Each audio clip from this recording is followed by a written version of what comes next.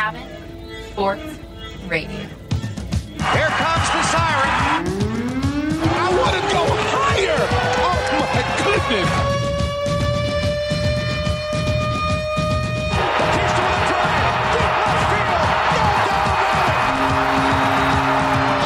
Coaching will defend. Oh! LeBron James with no regard for human life. Pass is intercepted at the goal line by Malcolm Butler. Unreal. Oh, baby, for sure. Cabin Sports Radio starts now. Broadcasting live from the heart of downtown Yellowknife, Franklin Avenue. It's Cabin Sports Radio on the Cabin Radio Networks. And that's right, I don't want to pull back the curtain too much on the theater that we put on here at Cabin Radio. But this is the first time we've done a live show in a while, Mike. Yeah, it's been some time. I don't know how I feel about it. First time I've been in Studio One for a while. I just realized I don't have a mic cover, so I hope I'm not popping too much. Oh, you sound great. You Thank sound you. great. You can run over there and grab one if you want. Yeah, if you want to feel better. That's good. Okay. I want to come in nice and strong. How was your week, sir? We were talking off the air. The last couple weeks we've talked about and explored the situation that we find ourselves in our now early and mid-30s where our bodies have changed and not for the better. What's going on with your knee? Yeah, no, totally. I had to ask myself, am I taking on more strenuous work, either in the workplace or at home? I can't think of, too much anyways. And I'm playing, I'm in the gym probably about 4 to 5 times a week playing basketball. But, half of that is coaching. So when I want to participate, I will, jog with them. As soon as we start doing, 30s or full-length runs, I'll join them for a bit and then just taper off. But you got to play it cool and sort of like slowly go over to the side. Yes. And not let them know that you're actually dying. Right. Do it discreetly. Yeah. So I was asking myself, it's like, I don't feel like I'm playing more than I'm used to or doing any strenuous activity. Talked to a coworker today. I was like, maybe you're just getting arthritis or something, in those knees. A lifetime of volleyball and basketball.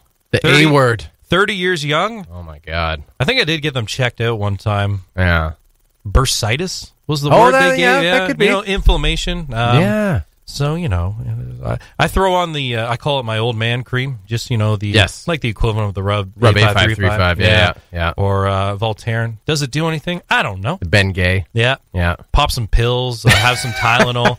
I usually have, Take a nap, two extra strength Tylenols. If any of it actually does anything, I have no idea. It probably doesn't. Right. Makes me feel better mentally anyways, and then I go, and then can barely walk the next day, and here we are a couple weeks later still complaining, but we start all over again. We're just getting old. That's all there is to it. Lots coming up on this show. We are going to continue doing the quiz in the second portion of the show, continuing to bastardize the NHL on TSN's infamous segment until the NHL on TSN comes back. And there's still no guarantee that that's going to happen on January 15th or January 13th, whenever the day is. The BC provincial government doesn't like hockey. Yeah. And that's we're going to get into that. And Ontario's about to get locked down. So are we going to see hockey? We don't know. Oh, who knows? Who knows? Still so much in the air. But, if there's anyone we can trust in, it's Gary Bettman. Gary Bettman. Right? That's Without a doubt. The guy knows how to get things done. Unless labor negotiations are an obstacle, then things break down in a real hurry. But let's not waste time. Let's get into it with a look back at the big sports stories going on in the world right now. We called it last week. We did. With the breaking sports news. Yep. On Tuesday. We got to change the date of this program. Honestly. It's like you could set your watch to it. Anyway, take it away. We're going to start with some aforementioned hockey news. The National Hockey League and its Players Association have agreed to start the 2021 season on January 13th, 2021. Teams will play a condensed 56-game season across 4 divisions, including an all-Canadian division. A number of important details still need to be ironed out, including whether or not Canadian clubs can play in their home arenas amid the COVID-19 pandemic. All right, Mike, I'm throwing you a Hail Mary here. You're throwing you a Mike Sox. You're popping your peas all over the place there. How's that? Oh, that's great. That's Give me a not couple plosives. Oh, that's lovely. Beautiful. What do they call that? So when you got the S, I remember this in radio school. The S is sibilance. Sibilance. What is the P? Plosives. Plosives. Yes. Yeah. It's Yes. always up. It does. It really does pop. Thank you, though. Don't forget it, kids. Always have a mic stock handy. Yes. This is live radio. Sometimes things go off the rails, but it's okay. We called an audible. We got to pass over the middle. That was good. Great crossing route there. Yeah. I hope it didn't hurt your knees too much. We're good. But yes, as you just mentioned, the 2021 NHL season still up in the air. Yeah. Still things to be ironed out. The BC provincial government, as we just mentioned, is right now kind of the biggest obstacle. It seems like they really put their foot down with regards to the NHL's the NHL's return to play. I don't know if they're calling it that this time. That was the startup again after things had stopped during COVID. But yeah, kind of stonewalling the NHL with regards to teams from other provinces coming in and out to play games against the Vancouver Canucks, and of course the Canucks themselves going to and from other provinces. And I mean, things are heading in the wrong direction all over the country. So I don't really know how that's going to change. And we've talked about this in the past few weeks. Like, the NHL has done, since the start of the COVID pandemic, has done an admirable job of figuring out something else, just getting it done in the end with the return to play, the playoffs last year. We all saluted them for figuring that out. This season coming in obviously provided a whole new host of obstacles to navigate. And it seemed like potentially things were headed in the right direction with the All-Canadian division. It was obviously something a bit radical, something, trying new things, which you had to do because the U.S.-Canadian border, that was the biggest obstacle at the time. Now the provincial borders are providing new obstacles. I don't know, because I mean, it's the same situation that we've talked about in previous shows where, potentially you could float the several hub or just like two hub like they did in the playoffs idea, but I don't know if the NHLPA would be too keen on having their players spend upwards of 6 months confined to one city, potentially not being able to be near their friends or family. I think the restart last time around worked nicely because they had already gotten through a significant chunk of the regular season, and they knew it was announced that when they restarted after that hiatus, which started in March, that when they came back, they would be coming back right into playoffs. Yeah. So it was they had the play-in round, and then they went right into playoffs. Didn't have to accommodate all 31 teams. They just had the 24 top teams, and then immediately whittled that down based on the play-in round, and then you had your more or less standard format from there on out. And that's a much easier sell because even if you do go all the way, you're, like you said, you're away from your family for 2.5, 3 months. We're not talking the course of an entire regular season here now.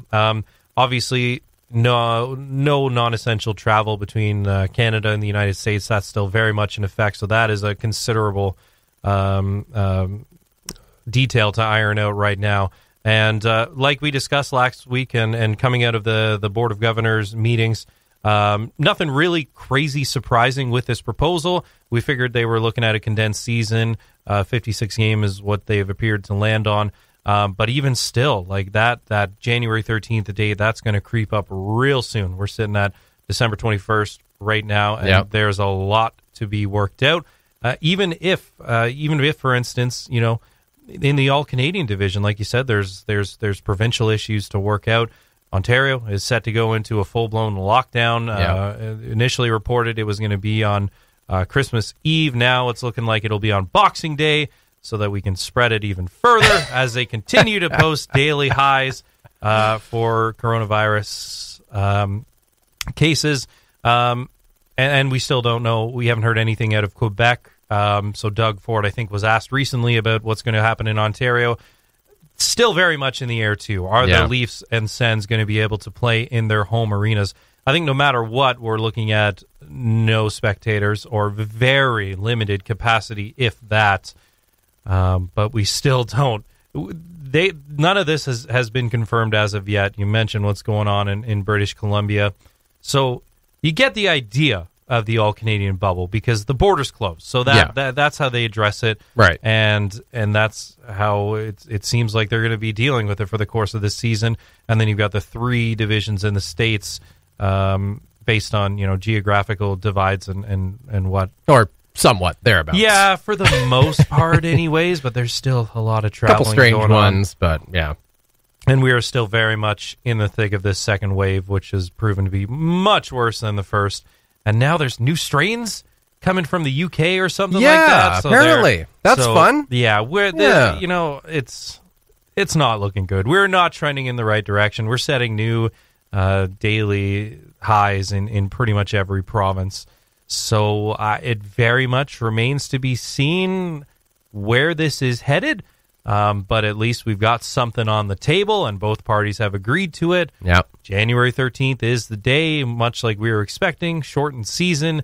They've got the divisions ironed out. Now they just need the go-ahead from local public health officials, which has proven to be a challenge. I think there's only one answer here, Mike. Bring them on up to the territory. Yeah. Have one hub. Ed Jeske, Shorty Brown Arena. They're both in the same building. Totally. You got a bubble right there. Yeah. Let's have some NHL in the NWT. Yeah. Got that new complex out at Range Lake as well, Yeah. Because some teams in the States have flirted with the idea of having outdoor venues. Yep. We play some shinny. We'll go old school. Yeah. YK Arena. It's still good. Back to still our roots. holds up. Yeah. That would. How amazing would that be? They're going to have to figure something out. So maybe. Just isolate for a couple weeks, Yeah. Stick them all up in the Explorer. There you go. And we're good to go. NHL hockey. Got to get some of our elected officials to pitch that. You never know. Gary might be into it. It might be the only option after, if a couple more weeks go by and nothing gets figured out. It's not the craziest idea. No, it's not at all. We'll stick to hockey. The International Ice Hockey Federation says there are no new positive tests for COVID-19 among players on the 10 teams at the World Junior Championship. Over 3,600 tests have been administered since players entered the bubble in Edmonton last week. Over the weekend, 8 German players and 2 Swedish staff members tested positive, all of whom are now in quarantine. The championship will officially get underway on Friday. And it looks like, I guess there's not going to be any pre-tournament games, or pre-tournament games have been drastically reduced because of those positive cases. Yes. And you know what? As far as from a Team Canada perspective, I don't know that that's the worst thing. Yeah. I always kind of felt like the pre-tournament games, obviously they're a tune-up. They're a chance for line mates to play on the same line, get a little bit of chemistry going where, a lot of these players have never actually played on the same team before. So it's a good opportunity to, in real speed rather than just in practice, to figure out how each other plays, totally. what you're doing heading into the tournament. But it seems like every year, Canada, their pre-tournament games, they play, a game against Germany and they win 12-1, right, or something like that. And then there's another game against Slovakia and they'll win 7-2. And I almost feel like those games they almost have the opposite effect where, you're getting a sense of what your line mate's doing, but then, when you get a big lead on a team that's not as good as Canada, you then start to fall into bad habits really quickly. You kind of get bored, essentially. And then when it comes to the actual tournament games, the real games, you're playing against Russia, you're playing against Sweden, other top-notch teams. And not to say that they haven't necessarily had the same experience with regards to pre-tournament games, but it almost seems like you come in those pre-tournament games almost have an adverse effect on a Team Canada where, they would have come in crisp before, or at least, on the same playing field. And then, but these games against a lesser team, they kind of hamper them a little bit. And I mean, I might just be blowing smoke that might just be totally just making an excuse for Team Canada. But it seems like more often than not, they come into the first couple games of the tournament, and it's almost like they really don't hit the ice running, so to speak, because they've kind of had a couple pre-tournament games where they've fallen into bad habits. And I mean, I know that's kind of a coach's challenge to make sure that your players stay focused, and regardless of what the score is, you're still playing the same system. You're playing the same way you would have, whether it's 10-1 or 2-1. But I feel like this might not actually be the worst thing for Team Canada. Yeah, I know neither of us are huge European football aficionados. Yes, but I am curious every time leading up to a World Cup or a Euro Cup, whenever they unveil all of the groups, and they love to coin. There's always that one group, and they're randomly assorted, but there's always that one group. Yeah, they call it the group of death. Yes, that is way more competitive than all of the other ones, and it's an absolute dogfight just to get out of said division. I would definitely say that Canada is not in the group of death. You mentioned Germany. That's who they open up against. Right. On Boxing Day, I believe they've got a New Year's Eve matchup against Finland, which should be good. Finland in previous years has always been competitive. But then you got Slovakia, Switzerland, Germany, Finland, rounding out the five, which Canada is in. Group B, the United States, Russia, Sweden, Czech Republic, and then Austria. I don't know. Poor Austria. Yeah. That is a very tough division. Yeah. And not being incredibly familiar with each roster that each country is submitting, but just based on previous tournaments and recent events, the States are going to be there. Russia's going to be there. Sweden's always going to be competitive. Czech Republic is always feisty. Finland's going to be, Yep. They'll be in the medal rounds. Yep. Yeah. In Group A. So that will be a really stiff challenge, I think, for Canada in Group A. But then I would say a little bit of a drop-off. Slovakia, I think, has entered some pretty competitive teams in recent years, and has been a little bit of a thorn in the side, even at the Olympic level for Team Canada. But, I mean, at the end of the day, it's usually Canada and all of its first-round picks prevailing. And I think of the 14 forwards, 8 defensemen, 3 goaltenders going to Edmonton for Team Canada, like 70% of them are first-round picks. Yeah. So always fielding an extremely competitive team. Mm-hmm. That group, I would say, not looking quite as daunting. Right. And it's funny that you mentioned. I think the plan is for pre-tournament games to begin tomorrow. But then look at a squad like Germany, who Canada's opening up the tournament against on Boxing Day. Are they going to have a full roster? They've got 8 players who tested positive over the weekend, so they're quarantining now. I know some of the Swedish players who were in direct contact with some of the staff members themselves will be isolating until at least the 27th. So I'm not even sure if Germany at that point, who is in a tough spot going against probably one of the favorites in Team Canada right out of the gate, are they even going to be coming into this game at full strength? So something to keep an eye on, I think. But I would say the chances for Team Canada, certainly in that division anyways, looking pretty good. One team you don't want to count out too, and I'm sure they'll inevitably just prove me wrong and just have an awful tournament. But I feel like Switzerland just gets better and better over the past 5-10 years. Yep. Switzerland, the teams that have come out of that country have just, you can't write them off anymore. No, you can't. They are not, a free spot on the bingo card anymore like they maybe were, 10, 15 years ago.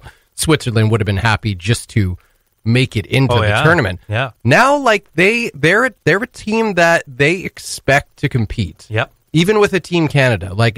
Switzerland expects to be within a 1-2 goal game of Canada, and it's not just enough to not get blown out. Right. As if they're playing like Latvia, and Latvia scored a goal, Canada scored 6, but whatever, Latvia scored a goal on Team Canada on the board. They would be celebrating in Latvia. Switzerland expects to be there, and I kind of, again, I'm probably jinxing them.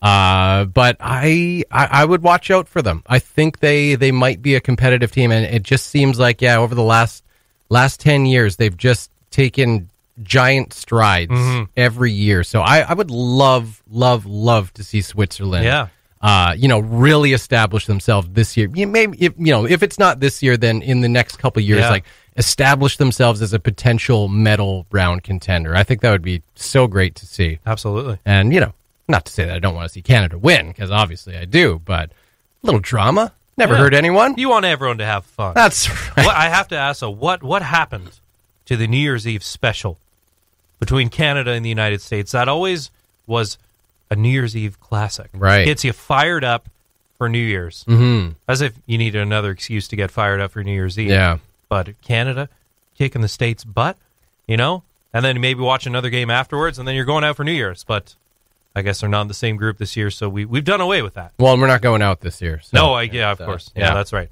Things change, Mike. That's the way it goes. So. So no Alex Lafreniere for Team Canada. He won't be playing in this year's tournament. Probably expected, I would say. Number 1 overall pick in this past summer's.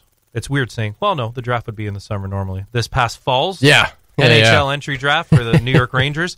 But yeah, like I said, a lot of first-round picks going in for Team Canada. Yep. They've won 2 of the last 3 tournaments, 3 of the last 6.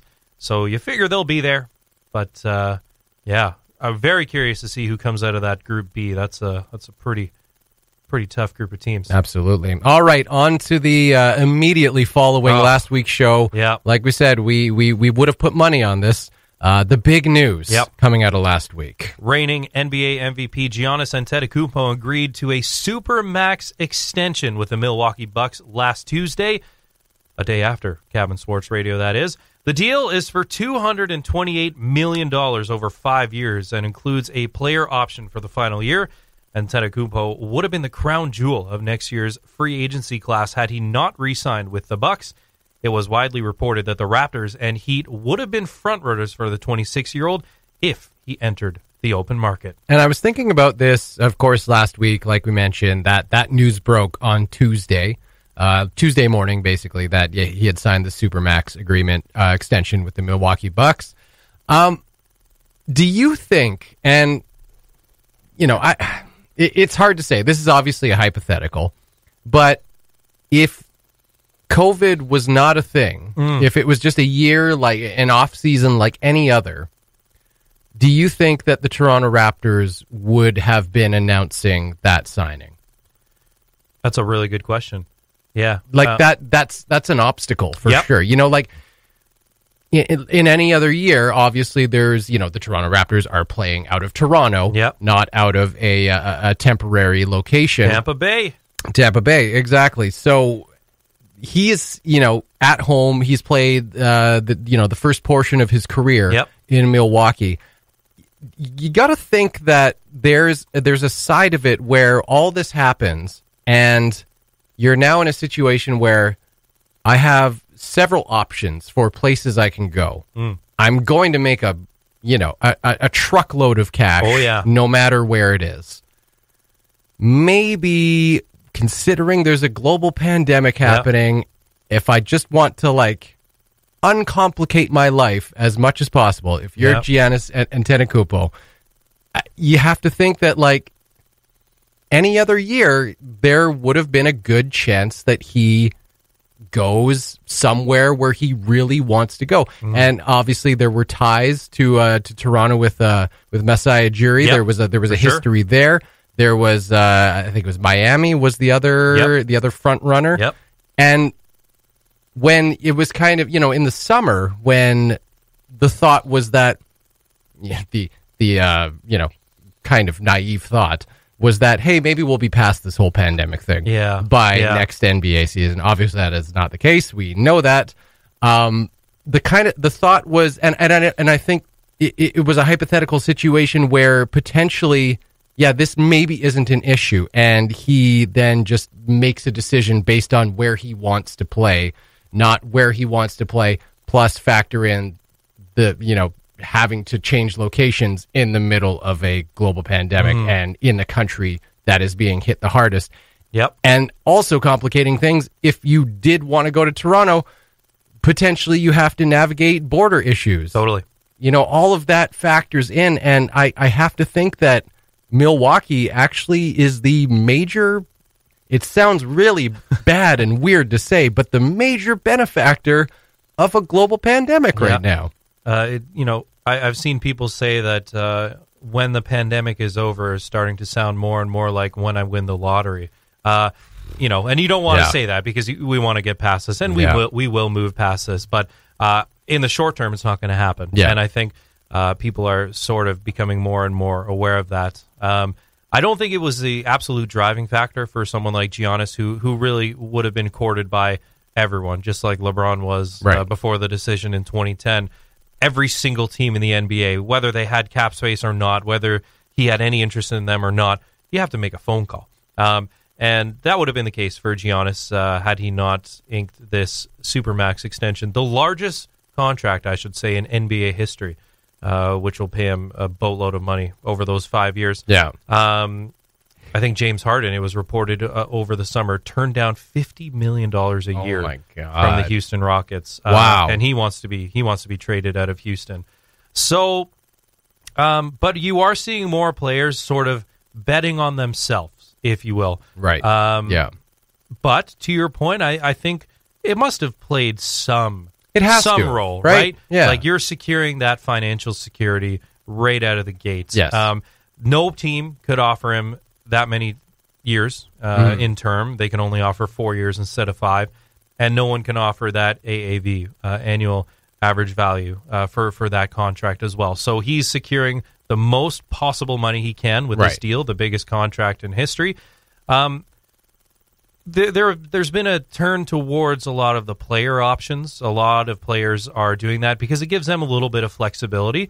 For the last year, typically you'll see, if they're signing a 2-year deal, the second year is a player option where you can opt out of that contract if you want to, test free agency again, or play out the remainder of that year and then lock into another contract, even with the same team, but secure more value. Right. So it's a bit of a bet on yourself that you're going to have a really good year. Yeah. Typically, guys at the end of their career or who underperformed will tap into that player option because it's them securing more money for the next season. So really, Giannis could have gone anywhere he wanted. Yeah. He would have been courted by everyone, but he's securing the most that he absolutely can with this deal. It stings as a Raptors fan because there really was hope there, I think. Yeah. Especially, like you said, with a connection to Masai Ujiri, who helped his family immigrate over from Greece into the United States, got him set up in North America to play professional basketball. It wasn't quite Kawhi-Watch, but there was some potential anticipation. Totally. There. And those ties are still very much there. There's a big Greek community on the Danforth in Toronto, so that would have been a draw for him. It's always sort of had a bit of an international flavor. There have always been international players on the Toronto Raptors. It's a very ethnically diverse, a very welcoming city, and that is a draw for international players. I've never been to Milwaukee, but I would have to assume more so than Milwaukee. I would think so. Yeah. Yeah, I would absolutely think so. So this really changes things for next summer. Now, especially with LeBron James re-upping with the Lakers. Paul George recently signed a new deal. Now the watch, kind of funnily enough, turns back to Kawhi. Yeah. We could have a Kawhi watch 2.0. Been very non-committal with the Los Angeles Clippers, who just recently signed, re-upped Paul George for 4 years. Year one didn't go as well as they would have hoped. No.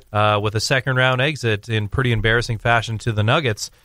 And he's been very non-committal. Probably will stay, depending on how this year goes. But we could be looking at another Kawhi Watch 2.0. So how does this change things for the Raptors? Well, they've got an absolute ton of cap space right now. Yeah. What did they do today? They re-signed OG Anunoby for another 4 years, $72 million. So really good news if you're a Raptors fan still. Lowry, you're under contract for this year. Pascal for another 3 years. You just re-signed Fred VanVleet to a nice contract, and now OG Anunoby. So the core and Norm Powell locked in for an extended period of time, which is really, really good for the Toronto Raptors. What does this mean for Masai, though? Is he potentially on the way out? Is that a possibility? Yeah, still no talks of a discussion, an extension with the club, which is... That's shocking. Yeah, I think I didn't even think that was a question. He's the best general manager in the league. Yeah. So he and has long been linked to the New York Knicks. That would pose a good challenge for him. That's a team that's in absolute disarray and has been for a while now under the ownership of James Dolan. And he's refuted those reports for years now. But who knows? Maybe that is a challenge that in the twilight of his career. Well, I shouldn't say that. It's not like he's playing. Could have a long way to go. He could be in the front office for a really long time. But I mean, he's achieved the absolute pinnacle of success in Toronto. Yeah. Made one of the gutsiest trades ever, and it paid out the next year. He's definitely regarded as one of the best, if not the best, general manager in the league. Yeah. So he, like Giannis, could go anywhere he wants, and money talks, and maybe a new challenge awaits. But there's been very little said about his future in Toronto, except that there hasn't been an extension put on the table at this point. Yeah. Or at least agreed to. There's all parties have been really, really quiet. So, and that was, I think people were really tying him and Giannis together. And now that that's removed, what lies next for them? So, I mean, they're going to be competitive for sure by re-signing all of the guys that they have in recent years. And they'll have good cap space. They made some nice signings in the offseason, but now your crown jewel is gone. So they'll look for other people in free agency next year. Kawhi could be one of them. Do they make a play for James Harden? They've already made that crazy trade to get Kawhi a couple years ago, so Masai's not afraid to pull the trigger. Will he make a play for James Harden? Who knows? Because then you're giving up one of those guys you just re-signed to a nice contract. But do you think do you think James Harden is a good fit in Toronto? Or is he just kind of like he's got the talent where he's a good fit anywhere? Not really, because he's a ball stopper. Right. He's a guy that the best player in isolation in the NBA, but is a little bit of a ball stopper. And I think some of his more off-court but more leadership issues have sort of come into light a little bit this past offseason. The culture in Houston, that's been spoken about a little bit, and he's sort of at the center of a problematic culture, and that he knows that everything sort of revolves around him. He's the unquestioned alpha male in Houston, and maybe that's gone to his head a little bit, but he's a fantastic player. Yeah. But the ball, there's only one basketball in the court, and it's going to be in his hands pretty much every possession. But then again, they've got guys on the roster who have won it all. Kyle Lowry can play with anyone and elevate anyone's game, and certainly Toronto would have the pieces to make an attractive offer. But you're going to give up someone like Pascal Siakam, Norm Powell, maybe OG.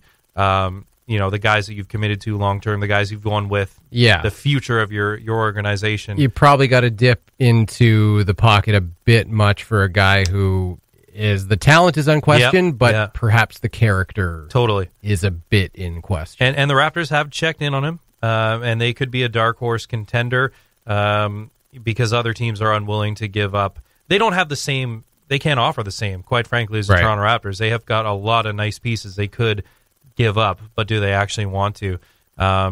Philadelphia 76ers could emerge as a front runner. The Brooklyn Nets maybe, but they don't. They would have to get rid of Kyrie Irving, which they wouldn't do. Right. So it'll be interesting to see. It's definitely a developing situation. It seems like they're pretty keen to move him, and I know the Raptors have checked in, but whether or not anything materializes, you have to, right? He's a great player. Yeah. But whether or not anything happens remains to be seen. But the Giannis, that dream is gone now. It's quashed. And that's okay. Oh, well. We will finish with some baseball.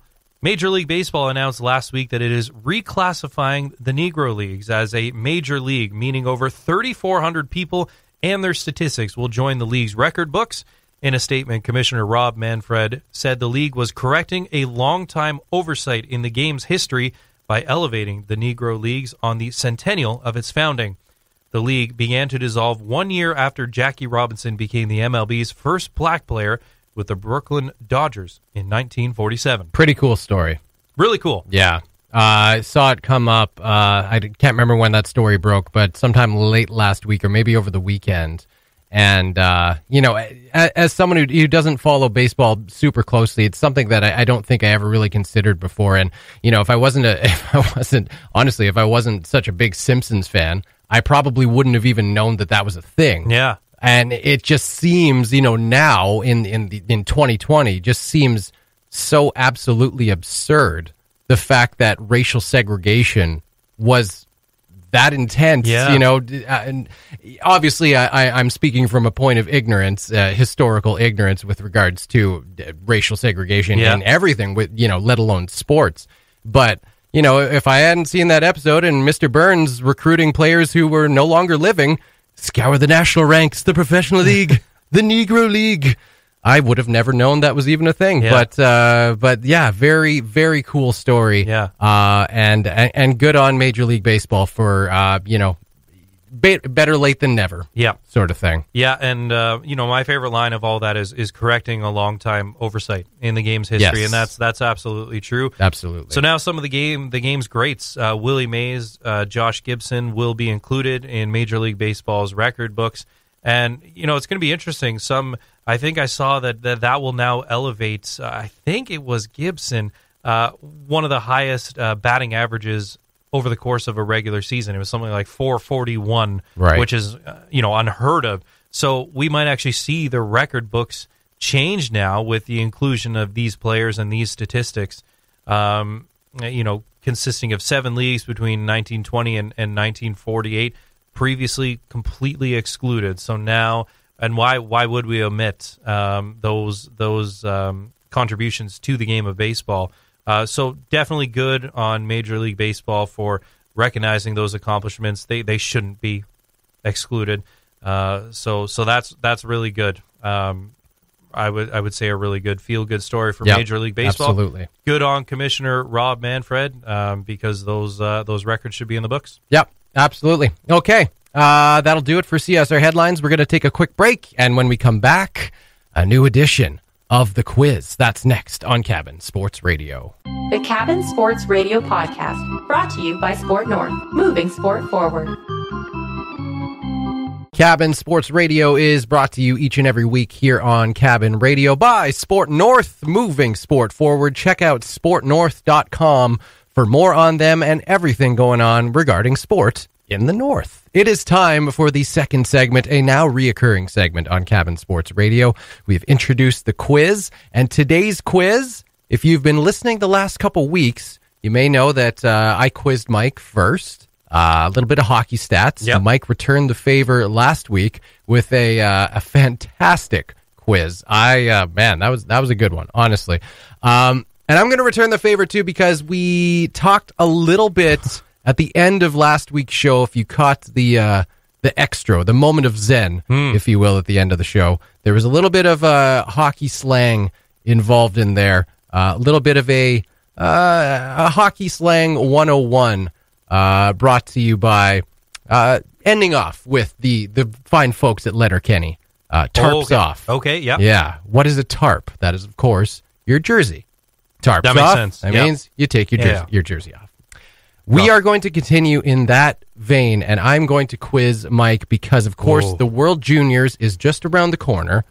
The NHL season might be around the corner. Presumably right around the corner. Who knows? So I think it is time with the addition of the Bar Down Hockey Dictionary, which is fantastic. Go to tsn.ca, click on Bar Down, and check out the Bar Down Hockey Dictionary they have put on. It is a full A to Z dictionary of hockey slang terms. So I'm going to throw a few at Mike and test his hockey slang knowledge. Are you ready, Mr. Gibbons? I'm looking at this list. I might go 20%. 20%. Okay. Yeah. I'm a little nervous. All right. I'll help you along. Okay. Don't worry. Okay. All right. Question 1. What, in hockey slang, is an apple? And this is one of the ones that I feel like I'm pretty confident about. Okay. An apple is an assist. An apple is an assist. Bingo. Well done. Okay, 1 for 1. You're off to a good start. Question 2. What is a fishbowl? And this is not specific to any team or arena. This is No. okay. Yeah, it's not like the igloo type situation with Pittsburgh's arena. Right. Is of course called the igloo. Okay. No, the fishbowl. It's something to do with a hockey equipment. Oh, fishbowl. Yeah. Is it a cup? It is not a cup. No, not a Okay. jock. See, I would have guessed. My first guess, I think, actually would have been a penalty box. I'm interested where your head's at with the jock. I don't the know. Cup is. I don't know. It was the first piece of equipment that came to mind. All different kinds of fishbowl. sizes Okay, of fish. well, so it's gotta swimming be a around helmet. in there. You're on the right track. Helmet, but a specific. Is it a visor? You are getting closer. You're building on my your goodness. correct answer. What kind of helmet and visor? Now think, regular helmet. A goaltender's mask. No. Okay. No, but that's a good thought.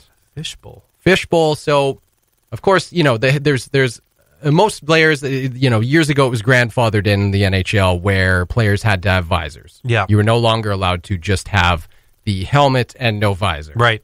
So if you've got the half visor, that's just normal now. That's Yep. your normal bucket, to throw another hockey slang term at you. The fishbowl is the enclosed visor. Oh. Basically a helmet with a full visor. Right. So we're talking like, minor league players who have the full cage. Yeah. Is that what we're talking? But it more has to do with a visor. Yeah, Okay. cage. That would be a bird cage. Oh. Yeah. There's a term for that too. There's a term for All that right. too, yes. See, bucket, I know, dropping the mitts. We Yes. all know what that is. That's Yeah. when you drop your gloves to initiate a fight. Okay, so it is a clear visor, but it comes all the way down. The full visor, yeah, Wow. from the top of the helmet to the chin. Right. Generally only worn in either minor hockey Right. or in the major leagues when a player is injured. Yeah, got a And, facial injury going on. Yeah, and of course you got to get chirped by your opponents. Oh, nice fishbowl Nice there, fish, bud. yeah, that's right. Nice Yeah. fishbowl out there, bud. Okay, there you go. That you got there in the end, and Okay. I got to say, Thank you you. worked your way towards Thank that. you. So I'm going to get you're 2 for 2. It wasn't a jock. It wasn't. It was a not a jock. All right. I'll explain that one off the air. I don't know what I was thinking. Okay. It just the first piece of equipment that came to mind. Perfect. Yeah, flippers. No, yeah, I guess I see where you're coming from. On to question 3. In hockey slang, what is flow? Yeah. Well, this is number 2 that I definitely know. Yes. And it's hair. Yes. Can I return with a question? Please. Who has the best flow in the NHL? Of all time or currently? Ooh, both. All time, it's probably got to be either Ryan Smith, the Moulet, Okay. or Jaromir Jagr. Jagr came immediately to mind for me. Yeah. That's the absolute classic. Mario had a bit of a flow at one point. Mario had some Grew it flow out a bit. at a point, yeah. I mean, through the 80s, there was so many just filthy mullets in the game. Yeah. Like Wendell Clark, Totally. early in his career, had great flow. He started, he lost that sooner than later. Ally Afraidy, if you didn't see the top of his head, Yep. he had pretty great flow. Yep. Great flow out the back, but, just the top, there was a whole situation going on there. Al McInnes had some pretty good flow at a time. Brett Hull had some great flow for a while. But as of right now, Well, who's got the best for the longest flow? time, Carlson had the really long flow. Yes, Not so yeah. much anymore. Yeah, Eric Brock Carlson. Besser. He's Oh, got some good flow. He's That's a got good that one. sort of a Disney Prince look going on. Yep. Panarin, he's got some decent flow. Yeah. If we're talking facial flow, I mean, obviously Joe Thornton's in the Yeah. mix. Is he rocking the full? I thought he shaved this offseason. I can't remember. Off He, the top of yeah, my they head. might not have let him into to Switzerland with Oh, that yeah. that full Yeah, beard. yeah. He might have had to trim down. Yeah. Yeah, just country restrictions. Do any NHL teams have the archaic rule like the New York Yankees that you must shave? I'm thinking no. You know what? I want to say the Boston Bruins Really? did. I think they had some kind of facial hair. Yeah. I mean, like Zdeno Chara's always had a beard. Yeah. I mean, but that's the thing with the NHL and the playoffs. That you grow the playoff beard. There's Oh, never yeah. been a team that has been like, no, No. playoff beards are It's not against the a rules. thing. This is a clean cut team. No, that's ridiculous. You always look out for the first mugshot. I shouldn't say mugshot, but team picture of a player who gets traded to the Yankees. Yeah. They would, rocking a crazy beard. Right. And then, day one of photo shoot with a new club, they look like a child all over again. Yes. Silly rules. Some more sick flow to mention. The Winnipeg Jets, Sami Niku, Okay. young defenseman. Oh, just intense flow. Yeah. Off the top of my head, yeah, that's I think that's all I got for now. Yeah, but there you go. You nailed that one. You got to rock it. All right, you're 3 for 3. So, I have no clue for these next 4, but I'm going to take some guesses. Interesting. So, number 4 in hockey slang, what is a Gino? A Gino. Now, you don't think you have any clue, huh? Okay, so I immediately think of Evgeny Malkin. That is his nickname. Yeah, Yes, you are. But this is a specific, just something related to the game, not necessarily a player. Is it a goon? No. Is it the opposite of a goon? It's you know what? It kind of is. Okay. Goons, for example, do not get many Ginos. Ooh, Gino. Yeah. It's also, you can associate it with question number 1, which of course was Apple. Okay. Which is slang for an assist. Is that what we call a goal? Bingo. Really? Okay. Gino's a goal. So what I have learned, at least from a nickname standpoint, just throw just take the last name, shorten it a little bit, and throw on like a TY, Smart C, or Smart. That's right. Yeah. Gibby. There you go. That's right. Because it's got to be one syllable, or a quick 2. Yes. And it's got to be goofy. Sometimes you throw an S in there before the Y, you might even get a Gibbsy. Gibbsy. Yeah. Yeah. Gibbsy's a classic. It's got to be quick, right? Yes. What was yours? Lecter. Yeah. Okay. Yeah. Worked well. It's got to be like a Lexi. I don't know. I got a little bit of Lexi. Yeah. I wasn't as big a fan of that one. Yeah. Lecter sounded tougher. Headman the puck. Get it up, the puck, Lexi. Get it up there, bud. That's right. Okay, Gino, on to okay. So I'm gonna say you're 3 for 4. You're doing all right. Okay. On to question 5. Oh, no clue. I didn't know this one. What is a Gordon? Wow, Gordon. I think this is the toughest one. I played hockey all my life, and I don't think I ever heard this referred to. And you know what? Off the top of my head, I think I might have forgotten what it is. It's that obscure. Hey, it was like last week when you broke my quiz on question number 1. I'm breaking myself in this week's quiz. Yeah. Because I forgot that guy. I remember what it is now. Yes. Okay. By the name of Leon Draisaitl existed. Gordon. Yes. Yeah, a Gordon. Wow. Now, a Gordon, this would refer to, it's something to do with something off ice.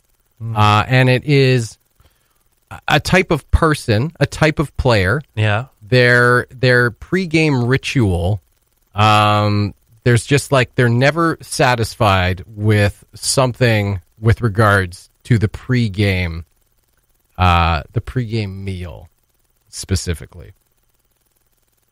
Wow. It's kind of a dumb one, honestly. Inspector, I think of... I don't really know where it comes from, but... Commissioner Gordon. I'm just going to say, a Gordon is apparently someone who is just never satisfied with their pregame meal. They just can't eat before games. Okay. Apparently, that is referred to as a Gordon. And I have to say, I would have very much been a Gordon. Because I was always too nervous to eat before games. Yeah. And, so there you go. Gordon is someone who is just not good with pregame meals. Did your coach ever tell you to carb load the night before? Yeah, the night before a big game, be like, eat a lot of carbs tonight. I think my coach... How's that going to translate to tomorrow? I think my coach these just things work. Generally just told me just to eat in general. Yeah. They're like, you're too skinny. Just eat. Yeah. Just put on weight. Eat anything. So I had a friend, before every single basketball game, his mom would take us out to McDonald's to get milkshakes and apple pies. And this was his... What? Man, I had to go to the bathroom at halftime. I'm not kidding. Because I'm in the same boat as you. I'm not, I don't want a ton of stuff before a game. I think they call that the Ocho Cinco diet. Maybe. High protein, though. On a game night, if you have a steak a couple hours before, I find it gets the the energy levels up a little bit more. Chocolate milk was always a classic. Yeah, that's right. That's lots of protein in there. Yeah. So there you go, Gordon, a very obscure one. I didn't like that one. No, that one's not great. Sorry. That's fair. You know what? We'll just strike that one from the record. You're still 3 for 4. Don't forget, you still broke my quiz, so we're fine. Okay. We're fine. So number 6 in hockey slang. Now, this is also just very Canadian slang, but there is a very specific hockey angle to it. And I also didn't know this until looking into it. And this was brought to you by the Bar Down Hockey Dictionary. I then cross-referenced it with Wikipedia, and lo and behold, it was accurate. But in terms of specifically hockey slang, what is a hoser?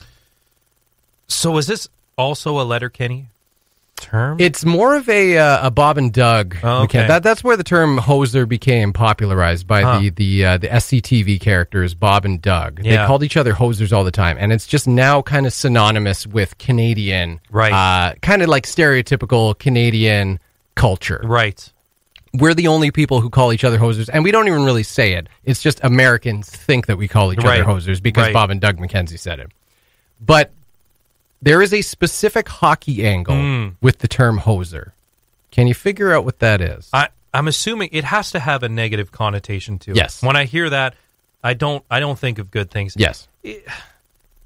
Is it someone who, like a rat type player who's purposely trying to draw penalties, but is being a little bit of a rat themselves? Okay. That's kind of where my head goes with it. I see where Maybe you're someone heading. who wouldn't necessarily drop the mitts themselves, Right. But they're going to agitate and incite the other team. But when push comes to shove, they got nothing to back it up. That's kind of where my head goes. Yeah, that would be more of a pest. Okay. Or, or a rat. Yeah, That okay. type of player. Like a Brad Marchand type of hoser, player. yeah. And hoser, now I found this really, really interesting. Hoser refers to pre-Zamboni era hockey. Oh. Where in a game like on, just like an outdoor rink or something, or indoor rink, I suppose, but they just didn't have ice resurfacing machines. Right, They were not invented yet.